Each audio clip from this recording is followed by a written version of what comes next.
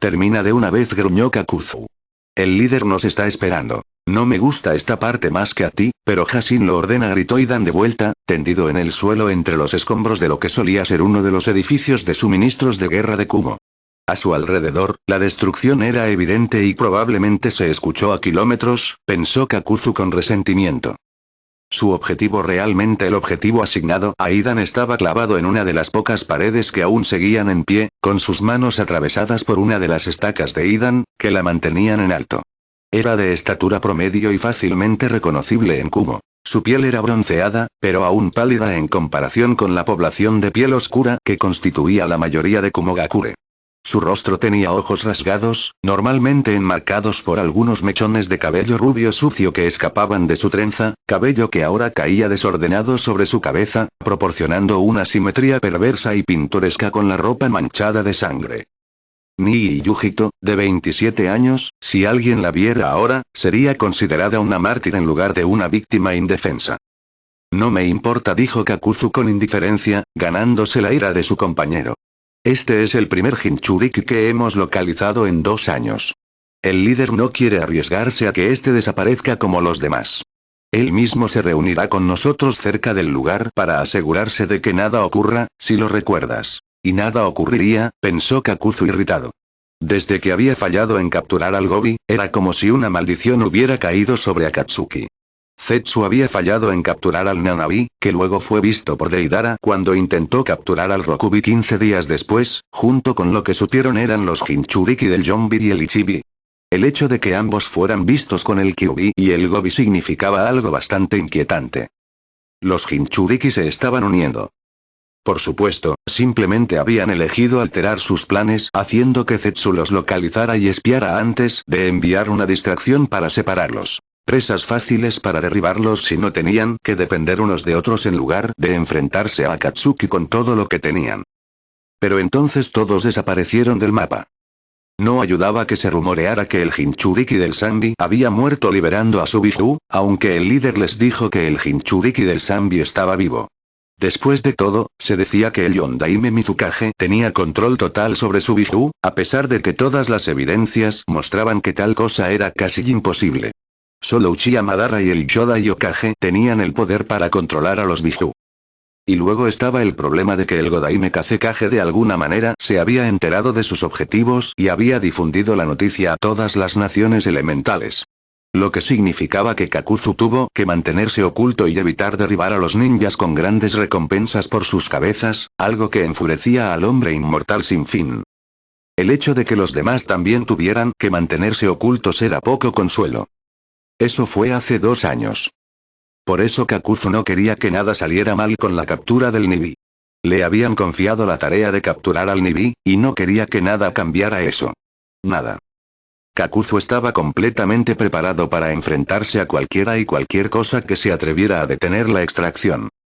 Utakata estaba junto a Gaara, observando las ruinas del edificio de suministros de Kumo, viendo a los 2 miembros de Akatsuki. Uno agachado sobre un trozo de edificio mientras el otro yacía en el suelo dentro de una marca extraña. Un triángulo dentro de un círculo. El segundo también estaba empalado por algo. Una pica retráctil. Utakata sabía de esas, habiendo trabajado con una él mismo. De repente, el que estaba en la pica al que Utakata había asumido muerto, y que su compañero descansaba antes de destruir el cuerpo, sacó la pica de su cuerpo y se levantó, estirándose para reducir la posibilidad de dolores musculares más tarde. Y entonces el otro también se levantó, antes de caminar hacia los restos de una pared frente a ellos y desaparecer brevemente de la vista por varios segundos antes de regresar a la vista, con la forma ensangrentada de una mujer. Debe ser como nosotros, murmuró Gaara a su lado, la arena negra del adolescente vibrando audiblemente con anticipación. Dado el yokai que nos atrajo aquí, sí, asintió Utakata, poniendo los ojos en blanco ante la obviedad. ¿Entonces la salvamos? Utakata había aprendido hace mucho a no discutir con Gaara cuando estaba en uno de sus estados de ánimo. Aunque el Jinchuriki del Ichibi se había suavizado algo, seguía siendo el psicótico que mataba a alguien por mirarlo mal. Algo de lo que Utakata estaba contento de que hubiera superado. Obviamente el tono de Gaara era lento, como si explicara algo a un niño pequeño. Estamos obligados a ayudarla, y tengo asuntos pendientes con el de pelo plateado, añadió oscuramente. De acuerdo, Utakata también había aprendido a no cuestionar a Gaara cuando estaba en uno de sus estados de ánimo. Me encargaré del tipo enmascarado, rescataré a la chica, y tú mantendrás a raya al otro mientras la proteges. ¿Suena bien? Gaara miró fijamente a Utakata, quien resistió el impulso loco de moverse o dar alguna señal de debilidad bajo la mirada penetrante del adolescente. Sí. Idan no estaba del todo seguro de cómo habían llegado a esa posición. Otra vez. Lo más cerca que podía deducir era que él y Kakuzu estaban abandonando las ruinas y dirigiéndose hacia la base y discutiendo sobre quién llevaba al objetivo cuando fueron asediados por estas dos personas, una de las cuales reconoció inmediatamente. He venido a matarte, dijo su oponente, adoptando una postura de guardia básica mientras el calabacín negro en su espalda se descomponía y cubría el área. Idan solo sonrió y levantó su guadaña de 3 hojas. Esa es mi frase, infiel, gruñó Idan, activando uno de los jutsus de maldición más complejos enseñados a los seguidores de Hashin. Era simple en idea, pero complejo en desarrollo. La idea era que la maldición básica de sangre podía alterarse para que no se necesitara sangre para activarla, solo la vista y el conocimiento de quién era su oponente. Además añadió. Ya estás muerto. Gaara ni siquiera arqueó una ceja ante esa declaración, solo eligiendo observar mientras, desde los pies de Idan, la sangre rezumaba, fluyendo en un conjunto específico de líneas y curvas, hasta que pasó por debajo de él y se detuvo justo antes de la mujer inconsciente que Gaara estaba encargado de proteger, quedando rodeada por un anillo más grande de sangre. Girando perezosamente la cabeza hacia su oponente, Gaara vio a Idan, quien clavó su guadaña en el suelo y eligió pelear solo con esas picas retráctiles. ¿No estás usando tu guadaña? La voz de Gaara sonaba intrigada, pero cautelosa, como debía ser, pensó Idan. Nadie ha escapado de esto con vida. Ambos permanecieron inmóviles, esperando que la postura de su oponente cambiara.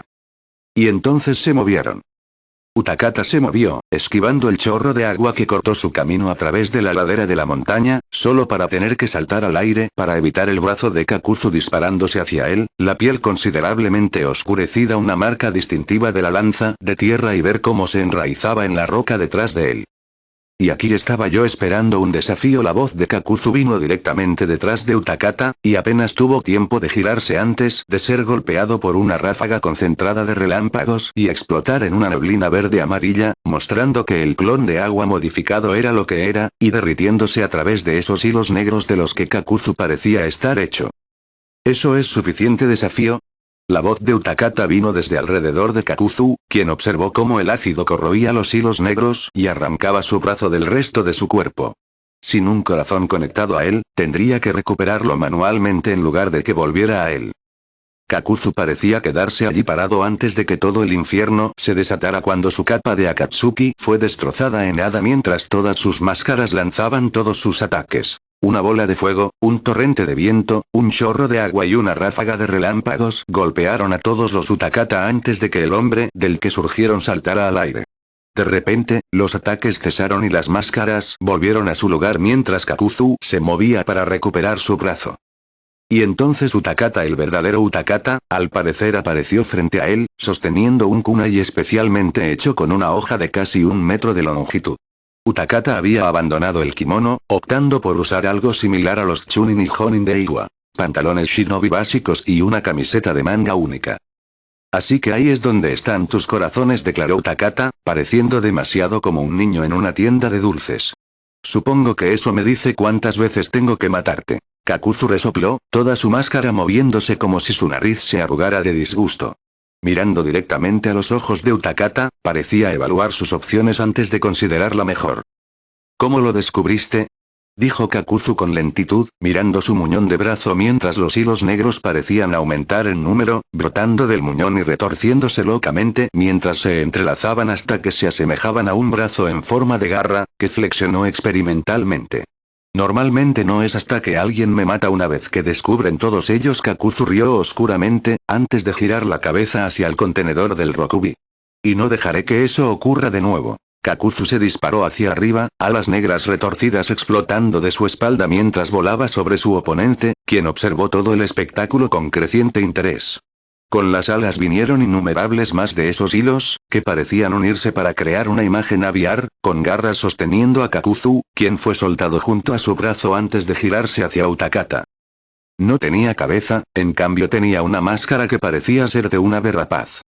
La máscara abrió la boca, lo que despertó un recuerdo en Utakata mientras el chillido penetrante se hacía notar. Tomando una profunda respiración mientras formaba varios sellos de manos, Utakata luego pareció vomitar una cantidad impía de agua hacia la ladera de la montaña donde el pájaro máscara estaba volando. Y hacia Kakuzu. El chorro parecía descontrolado hasta que de repente se detuvo, revelando que la cosa aviar había sido estrellada hacia atrás contra su creador, y lo protegió del daño. Kakuzu saltó sobre el pájaro mientras este despegaba, buscando entre los escombros a su oponente, con la ira clara en su rostro. Y entonces el pájaro y Kakuzu fueron cortados por la mitad por un chorro concentrado de agua. La máscara rota del pájaro cayó al suelo con los restos de los hilos negros, que se derritieron en una sustancia negra espesa y pegajosa antes de ser absorbida por el suelo. Las dos mitades de Kakuzu, mientras tanto, fueron unidas mientras una gran cantidad de hilos negros las jalaban juntas. Lo que golpeó el suelo no parecía humano. Tenía la cara superior e inferior de lo que obviamente alguna vez fue el hombre Kakuzu, y tenía los antebrazos y pies para probar que alguna vez fue humano, pero lo que los conectaba era cualquier cosa menos eso. Una forma retorcida y deforme, teniendo tanto 5 cabezas como ninguna cabeza, 3 de ellas máscaras blancas óseas en formas de un toro amarillo, un tigre rojo y una rana azul claro, antes de asentarse en una sola forma.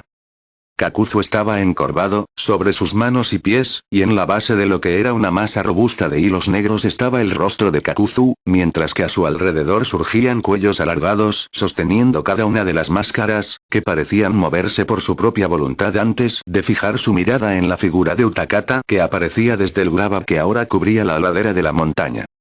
¿Qué eres?, preguntó el hombre en cuestión, mirando horrorizado a Kakuzu, quien parecía sonreír en respuesta. O al menos Utakata esperaba que fuera algo que mostrara que la cosa frente a él tenía algún tipo de inteligencia.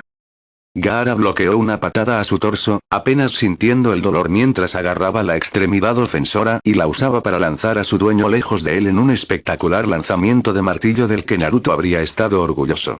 Idan extendió su brazo, clavando la pica en el suelo para reducir su aceleración lo suficiente como para aferrarse al suelo. Deslizándose lejos de su oponente, Idan aún no había hecho ninguna marca duradera en Gaara, pero mantenía firme su creencia de que ganaría al final. Gaara, por su valía, estaba inmensamente agradecido de haber podido aumentar la velocidad de creación de su armadura para que fuera casi imposible de detectar. Las muchas heridas que había recibido casi lo habían hecho colapsar de no haber podido ocultarlas y usar el dolor para alimentar sus ataques. Cualquier jutsu que Idan hubiera lanzado, estaba tomando ventaja sobre Gaara. Tosiendo ligeramente, Gaara ignoró la pegajosidad húmeda que invadió su boca y sabía a metal tenía que hacerlo, si quería mantenerse cuerdo. Si quería mantener el poder. Pero espera. El pensamiento de Gaara lo llevó a una encrucijada interesante. Mantenerse cuerdo significaba mantener todo su poder bajo control, lo que lo hacía débil. Sin embargo, para derrotar a un miembro de Akatsuki, tendría que eliminar todas las barreras que mantenían su poder encerrado. Lo que significaba que tendría que volverse temporalmente loco. Mientras veía la aceleración de Idan alejándose de él disminuir, Gaara tomó una decisión. Perdería la cordura para ganar. Tenía que hacerlo. Utakata observó al hombre cosa que era Kakuzu desde lejos, manteniéndose en movimiento. Cada una de esas máscaras era capaz de un elemento diferente, excepto la tierra, que presumiblemente era lo que el rostro de Kakuzu representaba. 4 en total. Utakata pasó por uno de sus clones, un simple clon de agua, ya que sus suministros de veneno y ácido estaban disminuyendo, y usar lo último de ellos tan innecesariamente era un desperdicio de buenos recursos. Había tenido que recurrir a crear los clones con el agua en el aire, algo que solo pudo hacer al recurrir un poco al yokai del Rokubi simplemente para distraer a los 5 avatares para que pudiera idear un plan. Había 5 corazones en total, incluyendo el propio de Kakuzu. La máscara de pájaro fue destruida, y con ella se llevó el corazón del elemento viento. Eso significaba que si una máscara era destruida, también lo era el corazón. Ahora tenía un plan de ataque. Enviando a sus clones de agua, estos pasaron a la ofensiva, atrayendo el fuego y la atención de las 3 máscaras, permitiendo a Utakata acercarse sigilosamente. Ahora con bisturíes de chakra y los ojos de Kakuzu se giraron hacia él. De repente, los tres pilares se separaron del hombre cosa principal, que ahora se asemejaba a algo remotamente humano, mientras los otros adoptaban posturas y las imágenes de las criaturas que sus máscaras representaban. Un tigre. A la derecha de Kakuzu, alcanzaba la altura del hombro del hombre, y parecía albergar un gran poder, si la densidad de los hilos negros era alguna indicación. Un toro. Directamente detrás de Kakuzu, de pie sobre dos piernas, se alzaba un toro, imponente al superar a su creador. Los ojos negros vacíos parecían mirar directamente a Utakata. Una rana. Si Utakata no lo hubiera visto, habría pensado que era solo una criatura cuadrúpeda, pero allí estaba, encorvada a la izquierda de Kakuzu. La rana y el toro abrieron sus bocas. Se escuchó un sonido de trueno. Utakata recurrió al yokai del Rokubi, entrando directamente en la versión 2 del manto. Por todo su cuerpo, su piel desapareció, reemplazada por un ser sin forma de color carmesí negro, con 6 colas imponentes descansando detrás. Desprendía un aura amenazante, parecía convertir el aire en sólido. No quedaba nada que sugiriera que la cosa informe allí tendida alguna vez fue uno de los mejores cazadores Nindekiri. Y entonces fue golpeado por el ataque, y explotó. El aura amenazante desapareció mientras el ataque combinado golpeaba, y si Kakuzu fuera menos hombre de lo que era, habría muerto por la súbita descompresión. Qué débil, dijo Kakuzu, casi pareciendo complacido con la conclusión de los eventos. Precisamente la voz vino desde detrás de Kakuzu, y del criatura con máscara de toro salió el Rokubi en miniatura, usando sus colas para destrozar a Toro en nada, simplemente parado allí mientras los restos de la máscara caían a su alrededor, y los hilos negros se disolvían en el lodo negro y se deslizaban por su piel rojo-negra, visibles solo para los ojos más entrenados. Cuando apareció en la visión de Kakuzu, también lo hizo la aura opresiva. Ahora muere. A ambos lados de él, el tigre y la rana fueron destrozados por copias exactas del Rokubi en miniatura, y todos lo enfrentaban, acumulando chakra frente a ellos, que se condensó en una pequeña bola de yokai negro giratorio. Mierda. Dispararon. Gaara estaba a punto de desatarse cuando sintió el aumento de yokai en el aire, y detuvo su preparación, girándose hacia las montañas cercanas para observar, reconociendo que su oponente hacía lo mismo. Hubo un destello de luz, y el yokai desapareció brevemente. Gaara casi tuvo que evitar caerse por la súbita disminución en la presión del aire, observando impasible mientras su oponente se giraba hacia él. Y entonces el yokai regresó. Y con él vino una explosión que eliminó la montaña de la existencia. ¿Qué demonios? Idan se detuvo y simplemente miró el destello cegador, viendo manchas danzar ante sus ojos antes de que desaparecieran, dejando solo los negativos danzando en su visión cada vez que parpadeaba. ¿Qué fue eso? Eso fue la muerte de tu compañero, respondió Gaara, su arena negra regresando a su forma de calabacín mientras se movía para pararse junto a su protegida, la Jinchuriki herida. Es bastante irritante, realmente. Nos dijeron que no hiciéramos nada que pudiera atraer atención hacia nosotros.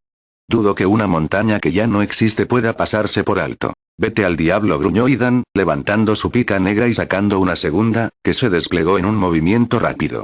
Aún te mataré. A Hasin le encantará tu muerte. Dio un paso adelante, levantando ambas picas para que apuntaran a Gaara antes de lanzarse hacia él. Solo para ser bloqueado por una pared de agua rojo sangre, que cortó todo el valle como una presa masiva. Observando las aguas espumosas, Gaara ni siquiera reconoció la aparición de un Rokubi carmesí negro de 6 pies de altura a pocos pasos detrás de él. Eso fue exagerado, ¿no crees? Cuestionó Gaara, sin girar la cabeza. El movimiento dolía demasiado para hacer algo más que dejar que su armadura de arena lo mantuviera de pie. No lo creo, respondió el mini Rokubi, moviéndose para pararse junto a Gaara y observar cómo Idan miraba furiosamente la pared de agua, sosteniendo los restos de ambas picas en sus manos, los extremos quemados y humeantes. El tipo tenía 5 corazones, y era demasiado poderoso para no usar la versión 2. ¿Y la montaña? El mini Rokubi de alguna manera logró parecer avergonzado. De todas las cosas no es que Gaara pudiera verlo. Como dije, el tipo tenía 5 corazones. Habría atraído más atención si hubiera usado algo más que la bola Biju. Gaara no respondió, optando por seguir observando a su oponente, quien, para matarlo, arrojó ambas picas a la pared roja de ácido para que fueran devoradas antes de recuperar su guadaña y volver a sujetarla a su cuerpo. Eso no explica por qué interrumpiste mi pelea, dijo Gaara, mirando al suelo para observar las marcas de sellos desvaneciéndose que cruzaban el suelo del valle.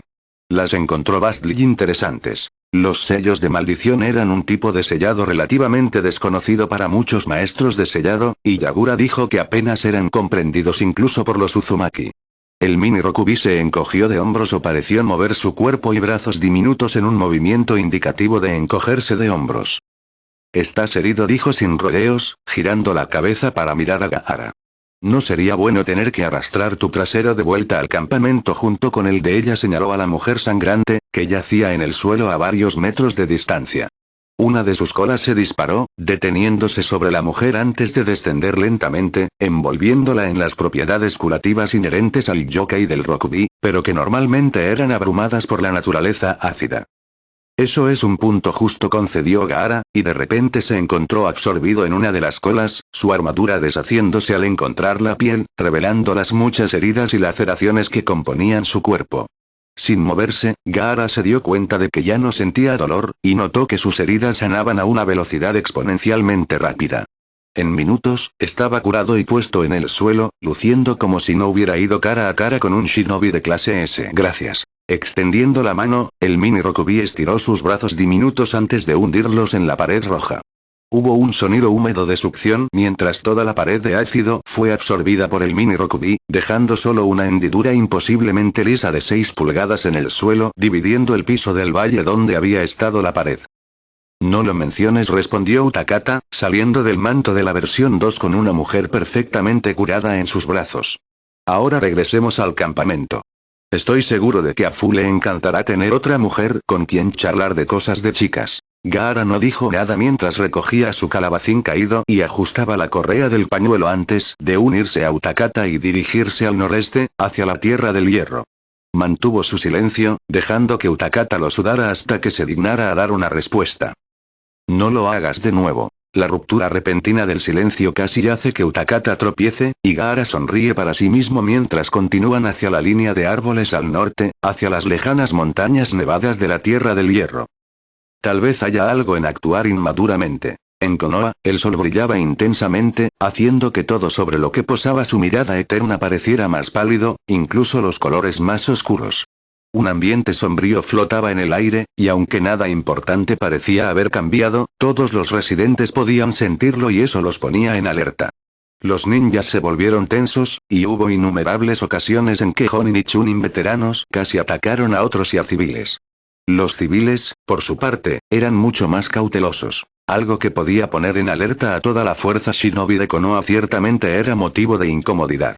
Las calles estaban casi vacías, y eso en sí mismo no sería alarmante si no fuera por la mañana en el distrito del mercado, y pocas, si alguna, almas podían encontrarse fuera de los comerciantes. Sarutobi Konohamaru y sus compañeros Genin Moeji y Udon, junto con su Jonin Sensei y Ebisu, sin embargo, eran de las pocas almas en el mercado. Vestidos para el invierno que se acercaba, un escalofrío recorría el aire, haciendo que el trío de Genin recién graduados se apretaran más sus abrigos en un débil intento de protegerse del frío. «Todavía no entiendo por qué tenemos que hacer esto», gruñó Konohamaru, avanzando para ayudar a uno de los comerciantes, un agricultor, por su apariencia, a descargar su stock de verduras y colocarlas en y alrededor de su puesto de madera. Junto a él, Moeji dejó su caja de trigo antes de girarse hacia él, su rostro mostrando claramente fastidio por tener que explicar. «Otra vez».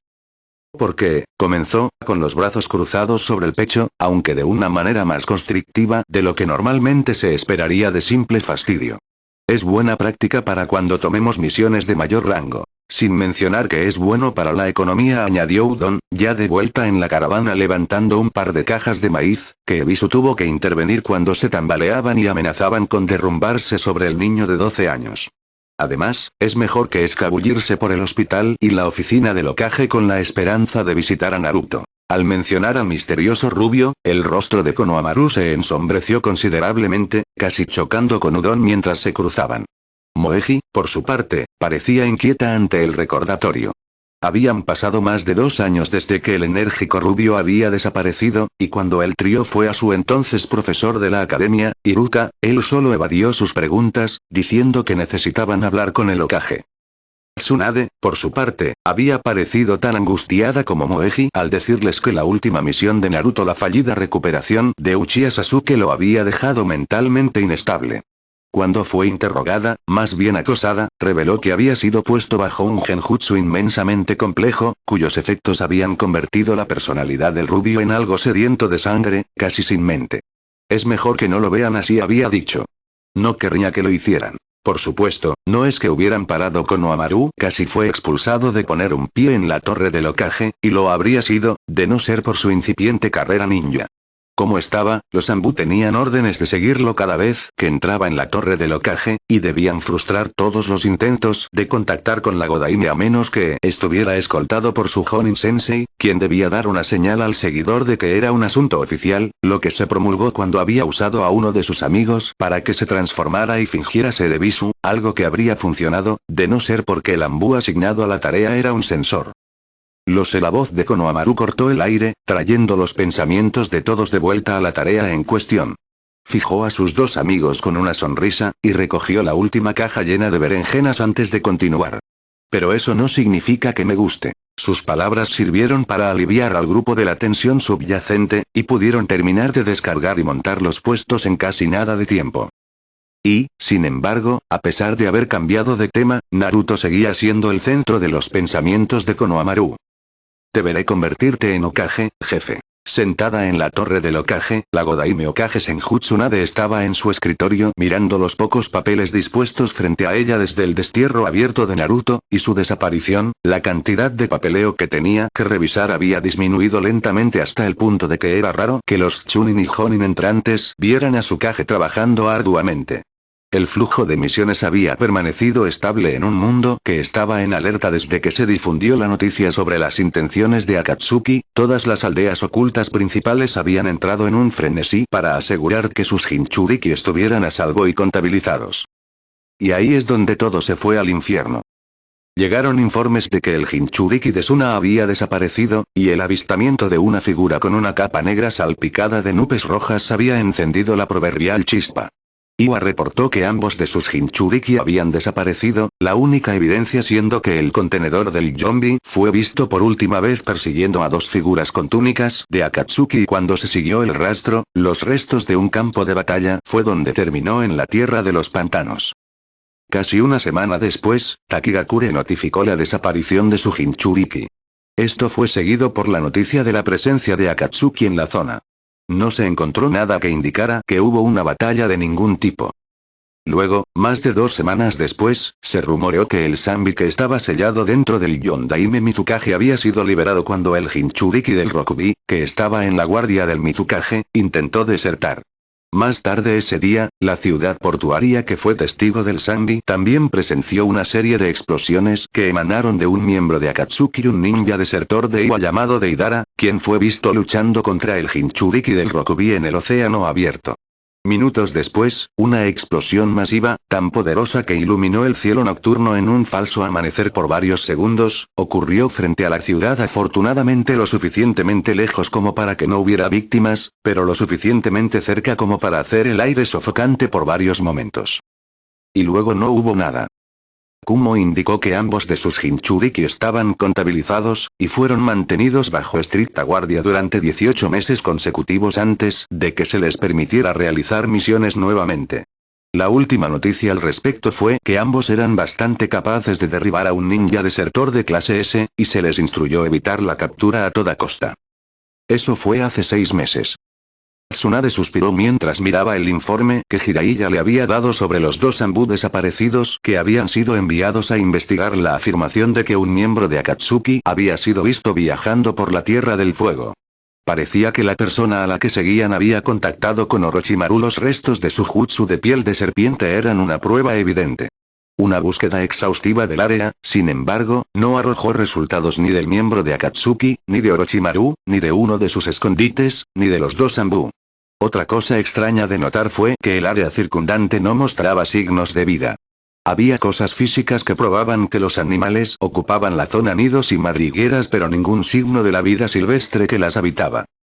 Se presumía que ya sea Orochimaru o el miembro de Akatsuki que parecía usar títeres, si los restos de varios en las ruinas del puente Tenchi eran alguna indicación, había tomado a los dos Anbu como cautivos. Tsunade suspiró, teniendo la desagradable tarea de informar al clan Yamanaka que Yamanaka-fu estaba desaparecido en acción, presunto muerto en acción. La pérdida de Tenzo, sin embargo, fue bastante crippling si Akatsuki lo había capturado. El usuario de liberación de madera, aunque no al nivel de su abuelo, posiblemente era capaz de apaciguar a un Biju. Pensar que Akatsuki ahora tenía este poder era nada menos que aterrador. Ni siquiera quería considerar la posibilidad de que Orochimaru tuviera a Tenzo y control sobre los Biju. Lo que la llevó a su último pensamiento. Naruto. El rubio fue visto por última vez por Tenzo y su escuadrón, dejando al adolescente inconsciente cerca de una ruta comercial muy transitada, pero no tan cerca como para que atacara caravanas. El plan había sido que su chakra sellado templara el yokai en su sistema límbico, y el agotador viaje hacia la ruta comercial consumiera la mayor parte del chakra latente que escapaba del sellado, y fuera justo suficiente para satisfacer el requerimiento de chakra del cuerpo. Con suerte, el viaje exhaustivo consumiría el yokai y Naruto terminaría siendo llevado a una ciudad fronteriza, la misma en la que Jiraiya estaba estacionado. Sin embargo, Naruto no apareció, y los espías de Jiraiya habían reportado que un hombre vestido con atuendos de Akatsuki había sido visto sosteniendo a un chico de la descripción de Naruto. Jiraiya, naturalmente, había ido en busca de este miembro de Akatsuki, pero se había quedado atrapado en una ciudad fronteriza que estaba llena de sus más devotos fans, como había explicado con alegría. Tsunade lo había golpeado tan fuerte que casi se lastimó la mano. Desde entonces, no se había visto ni rastro del Jinchuriki rubio en ninguna parte de la red de espías de Jiraiya. Tsunade no tuvo más remedio que, extraoficialmente, por supuesto, etiquetar a Naruto como muerto. Fue una de las cosas más horribles que había experimentado. Nada se acercaba a lo que había sentido. Lo más cercano sería como se había sentido tras las muertes de Nawaki y Dan, su hermano y amante, respectivamente. Mirando hacia abajo, vio el cajón que contenía el Ita-Iyate de Naruto y ese maldito collar. Tsunade sabía que considerarlo maldito era estúpido, y había estado bien encaminada hacia la recuperación cada misión en la que Naruto regresaba vivo, pero la evidencia de que al final había perdido a todas esas personas que había dejado entrar en su corazón aún dolía. Y dolía aún más dado lo profundamente que Naruto se había abierto camino después de todos esos años manteniendo a todos los que conocía a distancia. Y ahora Naruto nunca cumpliría su sueño, nunca llegaría a ser Hokage. Y todo era su culpa. Nunca debería haberle dado el collar, nunca debería haber abierto su corazón a él. Nunca debería haberlo enviado a esa maldita misión. Nunca debería haber aceptado el destierro. La reunión con los ancianos para explicarlo había sido un infierno puro. Koharu y Omura pasaron todo el tiempo quejándose de las inadecuaciones de Jiraiya, mientras Danzo parecía bastante impasible ante el desafortunado giro de los eventos, algo que inquietó a la Godaime, por alguna razón extraña que no podía comprender. Tendría que vigilarlo, eso seguro. Suspirando, Tsunade miró su papeleo terminado antes de mirar hacia el pueblo. El cielo soleado desmentía el frío en el aire que no provenía del invierno que se acercaba. Se acercaba una tormenta.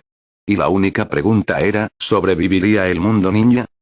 En lo profundo de Amegakure, la lluvia caía implacablemente, aunque Madara apenas lo notaba mientras se dirigía hacia su destino, la alta torre en el sur donde podían encontrarse sus subordinados.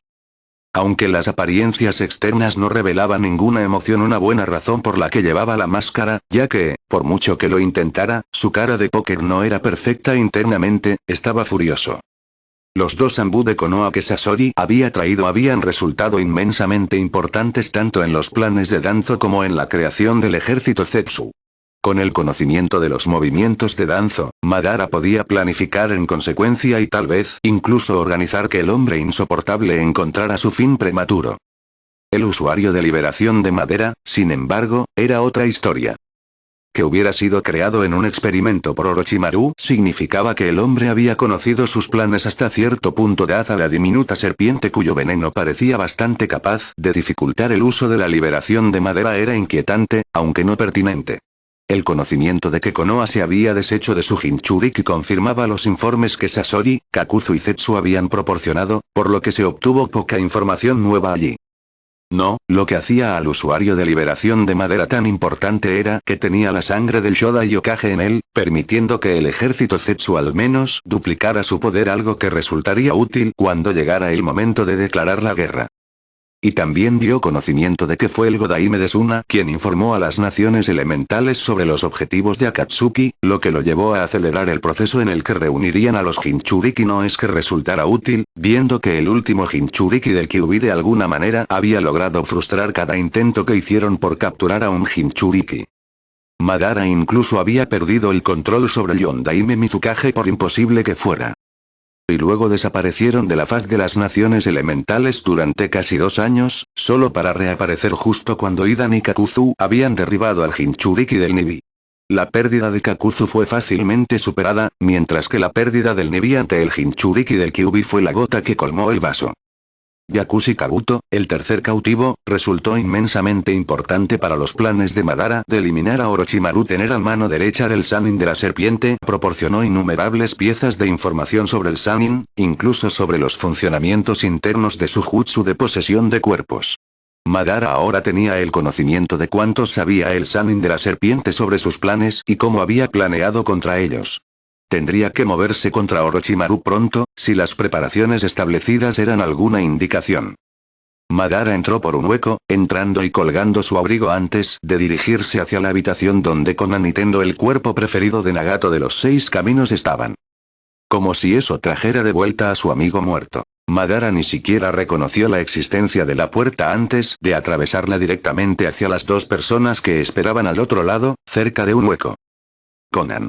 Nagato. Madara los saludó cordialmente, moviéndose para pararse contra la pared lejana. Su tono de voz no dejaba nada a la imaginación respecto a su estado de ánimo. De los dos, sin embargo, solo Konan se movió incómoda, y Madara notó ociosamente que probablemente estaba celosa de que Nagato no pudiera estar allí en persona. Madara aceptó Tendo, el rostro impasible, nunca mostrando ninguna emoción esperado, al poseer los cuerpos de los muertos. Solo el Shuredo podía mostrar emoción, y eso solo era posible con el uso de diferentes rostros para cada expresión. ¿Qué quieres? Qué rápido para ir al grano. Actualmente hay 8 Jinchuriki ahí fuera, dependiendo unos de otros para sobrevivir, dijo Madara, sin explicar realmente, ya que fue el propio Nagato quien llegó a esa conclusión.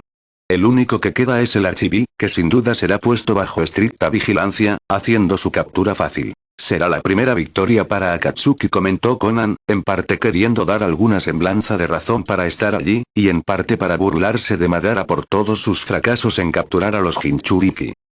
Por eso nada puede salir mal con la persona que se envíe, respondió Madara. Después de todo, ser conocido como una bestia con cola sin cola lo hace más que calificado. ¿Estás enviando a Kisame? Tendo casi pareció arquear una ceja, lo que impresionó a Madara. Transmitir suficiente emoción para casi hacer que el camino lo mostrara también era toda una hazaña. Por supuesto, Madara desvió su mirada hacia un lado, mirando por el hueco la lluvia que caía. De todos los de Akatsuki, él es el único capaz de derribar a un Jinchuriki y traerlo para la extracción. Seguramente eso no es todo por lo que estás aquí. La voz desconfiada de Konan resonó en la habitación, y Madara dejó de apoyarse en la pared y fijó a ambos, ella y Tendo, una mirada dura. Qué astuta, comentó. Tienes razón, sin embargo. Tengo un último asunto que atender con ustedes. ¿Qué estás planeando? Esta vez habló Tendo, rompiendo su silencio. Madara sonrió, la diversión mostrando en su único ojo visible. El Raikage no tolerará que uno de los últimos 2 Jinchuriki desaparezca. Sin duda está convocando una cumbre de los Gokage mientras hablamos. Madara notó que también había captado el interés de Konan, algo bastante raro. Se celebra en la Tierra del Hierro, dentro de las montañas de los 3 lobos. ¿Planeas enviar a Zetsu para infiltrarse? Cuestionó Tendo, y Madara negó con la cabeza. No. Está en su propia misión. Konan pareció tensarse, habiendo deducido lo que planeaba. Chica lista. Ustedes dos, con mi guía, atacarán la cumbre. En lo profundo de la parte norte de la Tierra de los Valles, un solo hombre salió de entre la sangrienta batalla librada dentro de los pequeños cuartos de vivienda. Dentro estaban los restos del cuerpo del Sannin de la serpiente, y cubriendo las paredes había trozos de serpientes blancas, que parecían estar adheridas como escamas a una cosa serpiente gigante con un rostro similar al de Orochimaru. La cabeza de la cosa serpiente yacía en un charco de sangre, el resto del cuerpo habiendo sido usado para pintar toda la habitación de rojo con motas de blanco en los restos de la cosa serpiente gigante. Saliendo de la habitación, el vencedor de la batalla llevaba una camisa de manga larga abierta para revelar el torso, permitiendo una rápida remoción para los efectos del sello maldito de nivel 2 para ser usados correctamente. La parte inferior de la camisa estaba atada a su cuerpo por una cuerda grande envuelta alrededor de su cintura, el nudo usado para sostener la vaina de su espada. Sobre sus antebrazos llevaba protectores de brazos, aunque eran principalmente tela endurecida en lugar de armadura real. Su cabello era corto y colgaba sobre sus ojos, que no podían verse en la sombra. Ahora puedo alcanzar mi meta, susurró la persona, antes de mirar hacia arriba con ojos amarillos rasgados que se transformaron en el rojo sangre del Sharingan. Ahora que tengo el Sharingan, aprenderé el secreto de la inmortalidad. Uchiha Madara temblará ante mí, Orochimaru.